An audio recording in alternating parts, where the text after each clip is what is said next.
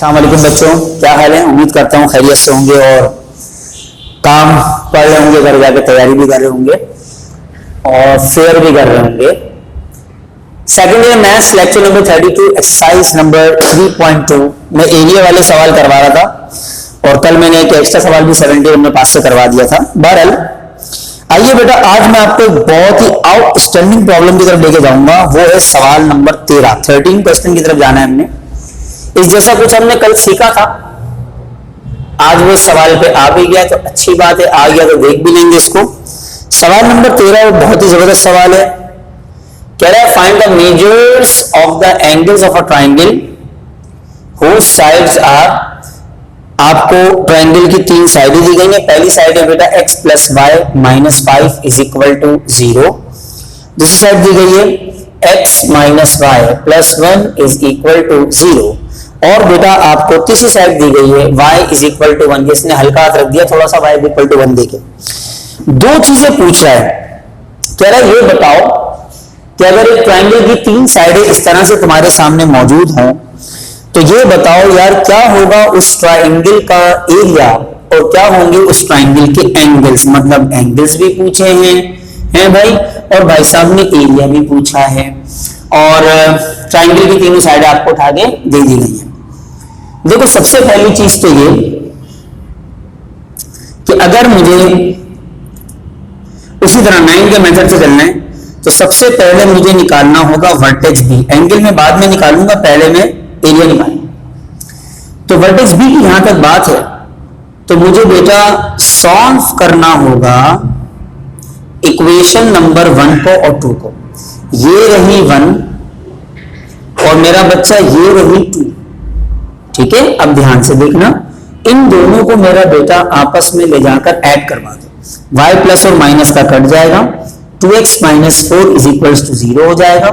2x is equal to 4 and x का answer आएगा 4/2 which is 2। x तो 2 आ गया। अब अगला काम क्या हो सकता है, वो ये हो सकता है कि आप पुट करवा देंगे इस x की वैल्यू को ले जाकर, चलो 1 में डाल देते हैं, यहां पर डाल देते हैं। इक्वेशन 1 इज इंप्लाइज दैट जहां x वहां पे 2 आ जाएगा। 2 plus y minus 5 is equal to 0, y minus 3 is equal to 0 और बेटा y का आंसर कितना आ गया 3। तो मैं समझता हूं कि अगर मुझे वर्टेक्स भी निकालना था 1 और 2 को सॉल्व करके तो उसके जो कोऑर्डिनेट्स आए हैं वो आए हैं बेटा 2,3। याद है बी पॉइंट के कोऑर्डिनेट। इसी तरीके से अब मैं क्या करूंगा, मुझे मालूम करना होगा वर्टेक्स सी। उसके लिए क्या करेंगे बेटा, मेरे ख्याल से सॉल्व करना पड़ जाएगा इक्वेशन नंबर 2 को और 3 को। जरा बेस्ट है यहाँ पे कि इक्वेशन 3 में y किसके बराबर है 1 के, 3 को उठा के 2 में डाल दो। मैंने डायरेक्ट कहा put equation number 3 in equation number 2। तो जब आप इसको 2 में डालेंगे बेटा क्या होगा जरा देखिएगा ध्यान से। इक्वेशन 2 इज इंप्लाइज दैट जहां y वहां 1 आ जाएगा, x माइनस 1 प्लस 1 काटा पीटा x अंडा, x 0 आ गया जबकि y तो है ही 1 के बराबर। तो C पॉइंट के कोऑर्डिनेट्स होगा 0,1 मेंशन कर दो यहाँ पे। उसके बाद आखिरी वाला वर्टेक्स कौन सा है बेटा, वो है हमारे पास वर्टेक्स A। आओ जरा मैं उसको भी सॉल्व कर देता हूं। उसका तरीका क्या होगा कि आप पुट करवा दें डायरेक्ट इक्वेशन नंबर 3 को ले जाकर इक्वेशन नंबर 1 में। बड़ा बेस्ट हो जाएगा वो इसलिए क्योंकि 3 में y 1 के बराबर, इसको मेरा बच्चा 1 में डाल दो। जैसे तुम इसे 1 में ले जाकर सब्स्टिट्यूट कराओगे ना, x plus 1 minus 5 is equal to 0, x minus 4 is equal to 0 और x का आंसर 4 आया जबकि y किसके बराबर है 1 के। तो A पॉइंट के कोऑर्डिनेट्स बन गए 4,1। ये आ गए आपके पास A पॉइंट के कोऑर्डिनेट्स। तो पहले तो आप सारे बच्चे नोट कर लें किस तरह से मैंने ये तीनों के तीनों कोऑर्डिनेट्स निकाले। शायद ये काम मैं इससे पहले क्वेश्चन नंबर 10 में, क्वेश्चन नंबर 9 में, लेक्चर 31 में यानी इससे प्रीवियस लेक्चर में सिखा भी चुका हूं। चेक कर लें इसको।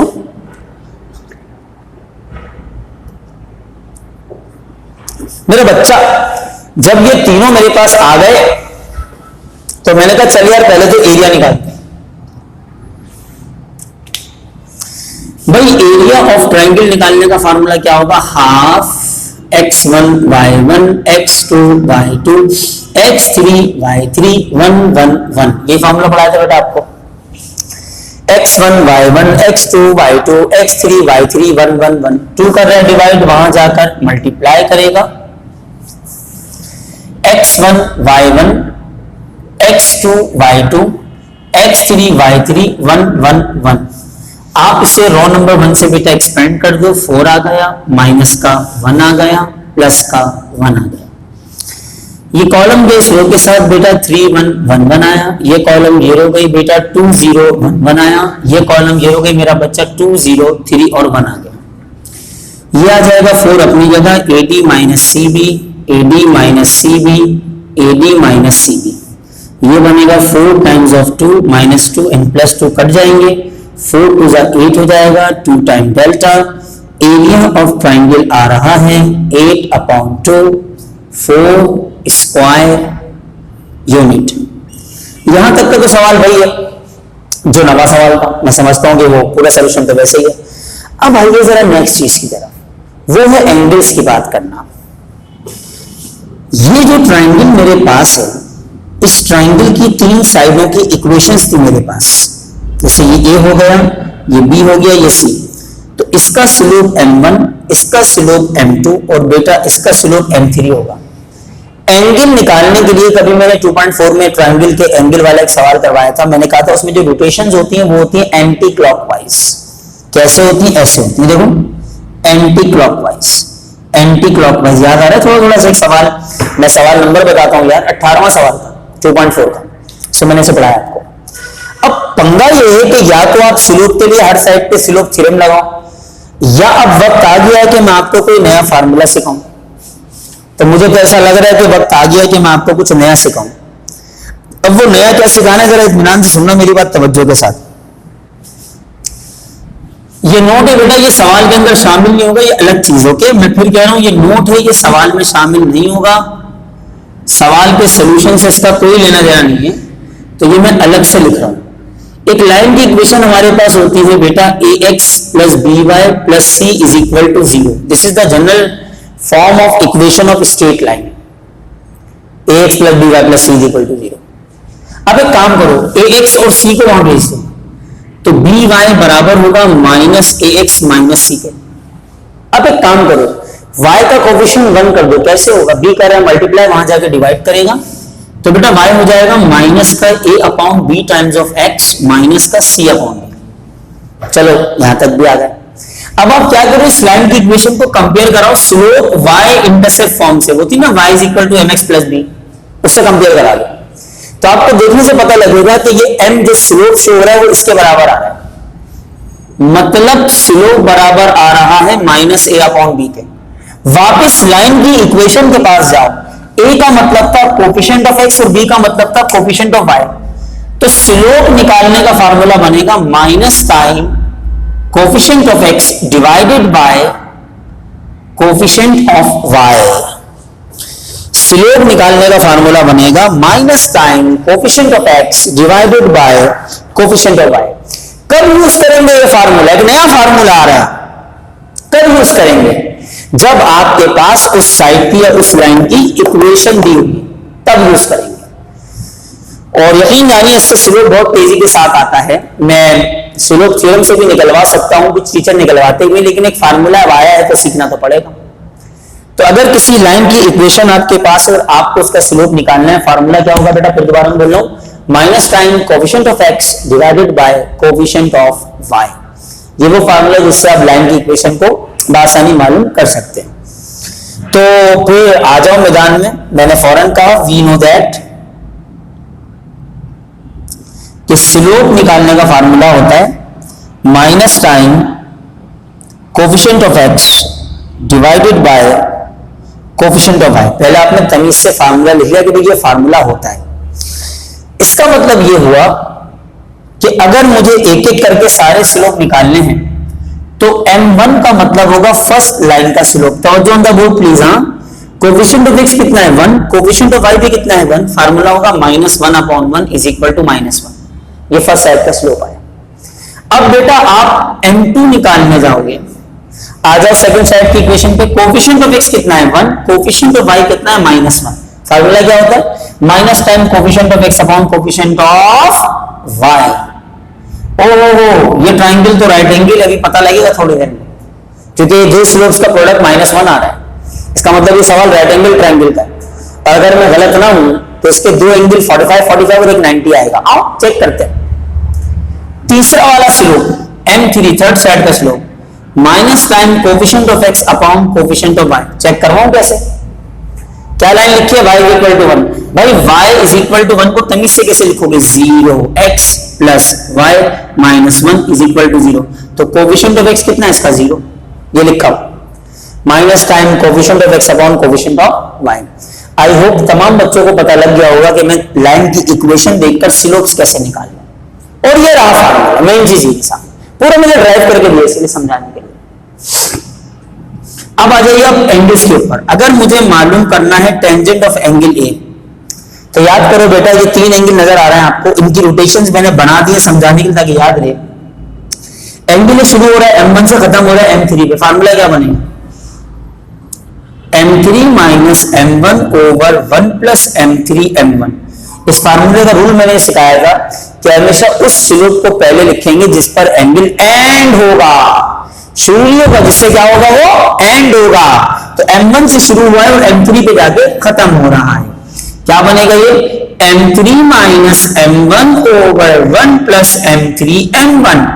माइनस माइनस प्लस 1 नीचे 1 आ गया, तो एंगल ऑफ ए बराबर होगा बेटा tan इनवर्स 1, क्योंकि टेंजेंट ऑफ एंगल ए 1 के बराबर आ रहा था। वो कौन सा एंगल है जिसका टेंजेंट 1 आता है, 45। ये मेरा बेटा मेरे पास आ गया angle A. Now let's talk about angle B. Formula क्या बनाओगे, टेंजेंट ऑफ एंगल बी बराबर होगा, इधर आ जाओ, कहां से शुरू हो रहा है M2 से, किस पे खत्म हो रहा है M1 पे। फार्मूला क्या बनेगा, M1 minus M2 over 1 plus M1 M2। ये फार्मूला इसके लिए बनेगा। स्क्रीनशॉट ले लो जल्दी जिसका मैं हटा हूं सामने से, क्योंकि मैं उस कॉर्नर से इसको मिटाऊंगा अभी, ठीक है। सवाल पूरा नहीं हुआ, अभी चल रहा है।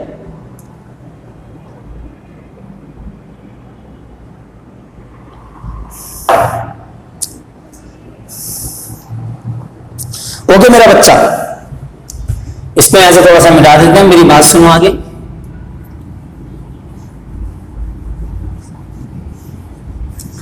यार अब इसी तरीके से अगर मुझे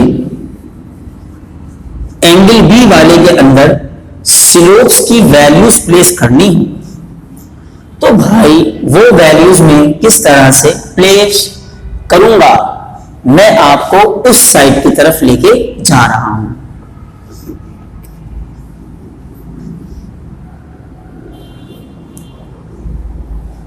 ओके गाइस, ध्यान से देखना। M1 माइनस M2 का मतलब क्या होगा, -1 -1 -1 1 plus M1 M2 -1 into 1। M1 M2 होगा 1 और -1। तो यहां से टेंजेंट ऑफ एंगल बी हो जाएगा -2 एंड 1 -1। 1 से 1 को काट दो बेटा, -2 अपॉन 0, नंबर अपॉन 0 इंफिनिटी। तो एंगल ऑफ बी बराबर हो जाएगा बेटा tan इनवर्स इंफिनिटी। वो कौन सा एंगल है जिसका टेंजेंट इनफाइनाइट होता है मेरा बच्चा, सिर्फ 90। अब जब दो निकालिए तो खुदा की कसम तीसरा मत निकालना, पागल बन जाओगे। तीसरे के लिए क्या करोगे, आपने कहा सर मुझे अब एंगल सी भी चाहिए, तो ये ट्राइंगल है ना बेटा, एंगल ए एंगल बी और एंगल सी का अगर सम करें तो कितना आना चाहिए, 180। फर्स्ट टर्म में यूज करते थे alpha plus beta plus gamma बराबर होता है किसके, 180 के। तो मैं समझता हूं कि यहाँ पे 45 आएगा, यहाँ पे 90 आएगा और एंगल सी मुझको चाहिए, तो एंगल सी हो जाएगा 180 माइनस 135। इन दोनों का सम माइनस कर दो, इन दोनों को वहां भेज दो, तो एंगल सी आ जाएगा 45। तो ना सिर्फ ये कि मैंने तीनों के तीनों एंगल्स निकाले,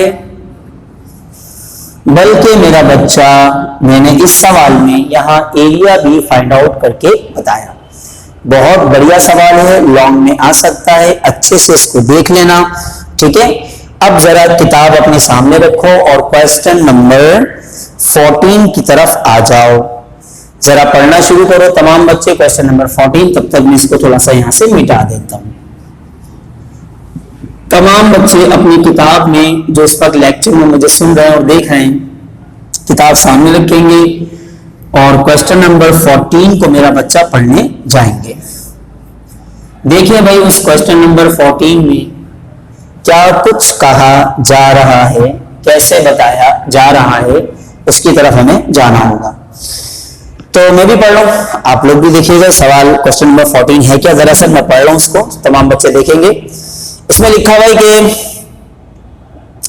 the coordinates of 2 points A and B are 3, 4 and 5, -2 respectively.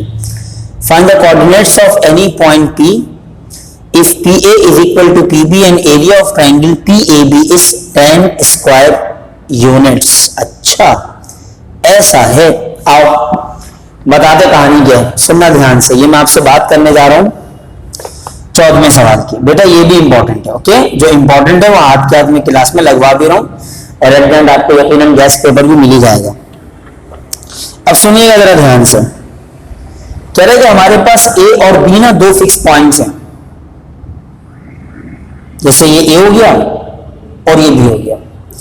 अच्छा, पॉइंट ए के कोऑर्डिनेट्स क्या हैं, 3, 4 और पॉइंट बी के कोऑर्डिनेट्स क्या हैं, 5 और -2।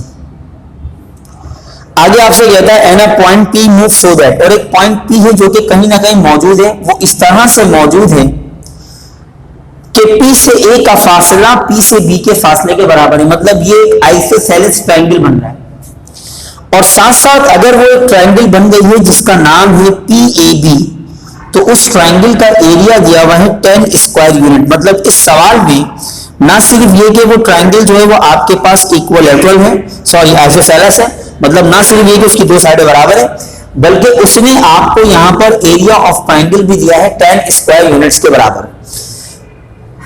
अब मालूम क्या करना है आपको, पी पॉइंट के कोऑर्डिनेट, ये सवाल है पूरा कि आपको किसी तरह से पी पॉइंट मालूम करके बताना है कि यार पी पॉइंट क्या होगा, और दो कंडीशन उठा के दे दी है। लाजमी सी बात है, जो पॉइंट आपको पता नहीं होगा आप उसके कोऑर्डिनेट को x और y एज्यूम कर लेंगे। सो आपने कहा let P x y is the required point. मान लीजिए आपका रिक्वायर्ड पॉइंट हो गया। आई थिंक मैं कंडीशन लगाना शुरू करूंगा। मैंने फौरन का अकॉर्डिंग टू फर्स्ट कंडीशन, सवाल की पहली शर्त के मुताबिक P से A का फासला P से B के फासले के बराबर है। फासला आ गया तो डिस्टेंस फार्मूला आ गया। x1 y1 x2 y2 करके इस पे लगा दो। x में से 3 जाएगा, y में से 4 जाएगा, x में से 3 जाएगा और y में से 4 चला जाएगा। ठीक है, यहाँ पे x में से 5 चला जाएगा, y में से -2 चला जाएगा। x में से 5 जाएगा होल स्क्वायर, y इधर देखो ये -2 फार्मूले का माइनस, तो माइनस माइनस क्या हो जाएगा बेटा, प्लस हो जाएगा। अब मेरे बच्चों को थोड़ा कैलकुलेट कर लो, a माइनस बी का whole square, a square minus 2ab plus b square, a square minus 2ab plus b square. यही काम जरा यहाँ पे भी कर लो, a स्क्वायर माइनस का 2ab प्लस का b square, a square plus का 2ab प्लस का बी स्क्वायर। प्यारे बच्चों इसको थोड़ा सा अरेंज कीजिए, बन जाएगा x स्क्वायर प्लस का y स्क्वायर माइनस का 6x माइनस का 8y, 16 और 9 25 हो जाएगा। थोड़ा सा ऐसे भी कैलकुलेट कर लीजिए, x स्क्वायर प्लस का y स्क्वायर माइनस का 10x प्लस का 4y, 25 और 4 बेटा 29 यानी 29 हो जाएगा। मेरा बेटा यहां तक आने के बाद आप कर दो टस्सा बस्सा, taking square on both sides. दोनों जानिब रूट से स्क्वायर्स क्या हो जाएंगे, कैंसिल। ये हो जाएगा आपके पास x square plus y square minus का 6x माइनस का 8y प्लस का 25। यहां हो जाएगा बेटा एक्स स्क्वायर प्लस का वाई स्क्वायर माइनस का 10x प्लस का 4y प्लस का 29, लाइक दिस। स्क्वायर से स्क्वायर वाले टर्म्स क्या हो जाएंगे, कैंसिल। आप इन सबको उठा के यहां ले आओ, ये हो जाएगा माइनस का 6x प्लस का 10x माइनस का 8y माइनस का 4y प्लस का 25 माइनस का 29 इज इक्वल टू 0।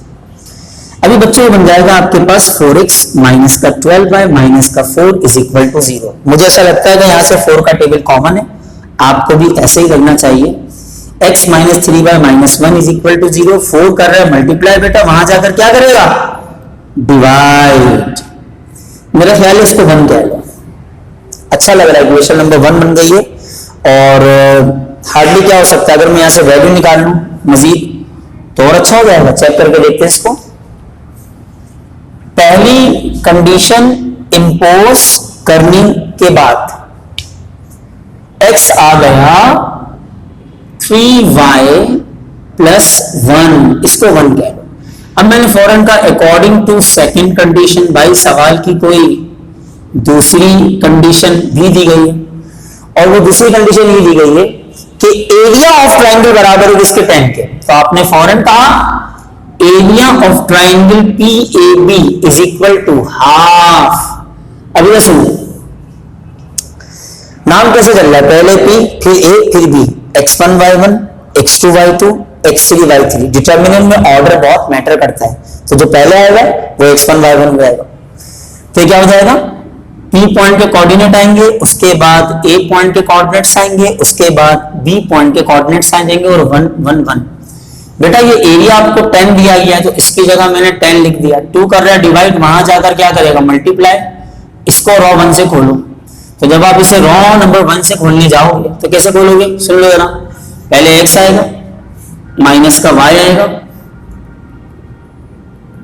माइनस का y आएगा, प्लस का 1 आएगा।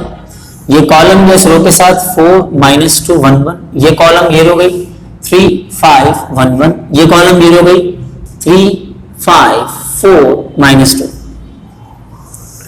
इस तरह से चल रहा है आपने। अब ये अगर 10 पूछा करेगा तो डेफिनेटली 20 हो जाएगा। ये x आ गया, AC माइनस BD वाला फार्मूला है, 4 प्लस 2 हो जाएगा, माइनस का y आया 3 माइनस का 5 हो जाएगा, प्लस का 1 आया माइनस 6 माइनस 20 हो जाएगा। अभी मेरा बच्चा ये हो जाएगा 20 इज इक्वल टू 6x, अंदर माइनस 2 बचता, माइनस माइनस प्लस का 2y माइनस का 26। एक काम करो 20 को यहां ले जाओ, 6x प्लस का 2y माइनस 46 हो जाएगा, क्योंकि ये भी माइनस का हो जाएगा। अब यहां से 2 का टेबल कॉमन है, 3x प्लस y माइनस 23। 2 कर रहा है मल्टीप्लाई, बेटा वहां जाकर डिवाइड करेगा। इक्वेशन बन जाएगी 3x plus y minus 23 is equal to 0। कौन सी इक्वेशन आ गई, 2। अब जरा नोट करो, मैंने तुम्हारे सामने 2 सेट ऑफ इक्वेशन रखे हुए, ये पहला वाला और मेरा बच्चा ये दूसरा वाला। तुम्हें चाहिए था ये वाला पॉइंट जिसके कोऑर्डिनेट तुमने x y सपोज किए हुए, तुमने हेडिंग डाली कि यार मुझे तो पॉइंट चाहिए x, y। इसे मालूम करने का तरीका क्या होगा, बहुत आसान है। 1 को उठा के बेटा 2 में डाल दो। मैंने फौरन कहा put equation number 1 in equation number 2। जैसे आप 1 को उठा के 2 में डालोगे ना बेटा, इक्वेशन 2 इज इंप्लाइज दैट 3 अपनी जगह आ जाएगा, जहां x वहां आ जाएगा 3y प्लस 1। ये चेक करो, x बराबर है 3y प्लस 1 के, तो बेटा x की जगह मैंने उसकी वैल्यू को सब्स्टिट्यूट कर दिया है। Plus sign y minus 23 is equal to 0। 3 3 जा 9y, 9 1 जा 9 plus sign y minus 23 is equal to 0, और ये 3 1 जा 3 हो जाएगा। मुन्ना ये हो जाएगा 10y minus 20 is equal to 0। 10y is equal to 20, y is equal to 20 over 10, जबकि y का आंसर कितना आ रहा है यहाँ से 2। आखिरी काम क्या होगा, लास्ट काम जल्दी बोलो, लास्ट काम क्या होगा, बस ये एंड हो रहा है। पुट करवा देंगे y की वैल्यू को ले जाकर इक्वेशन नंबर 1 में, ऊपर टॉप पे 3 जहां y वहां 2 प्लस का 1, 3 to the 6, x आया 7। इसका मतलब ये हुआ कि जो पॉइंट P मुझे इस 14th क्वेश्चन में निकालना था, जिसके कोऑर्डिनेट्स मैंने x और y सपोज किए थे, वो आ रहे हैं मेरा बच्चा 7, 2। तो आज के लेक्चर के दोनों सवाल बहुत ही शानदार, बड़े सवाल, मतलब देख के पता लगा है पेपर में आने वाले सवाल हो सकते हैं। ठीक है, तो इन्हें अच्छे से कर लीजिएगा। इंशाल्लाह ताला आपसे नेक्स्ट लेक्चर में मुलाकात करेंगे अगले सवालों के साथ। ख्याल रखिएगा अपना। अस्सलाम वालेकुम।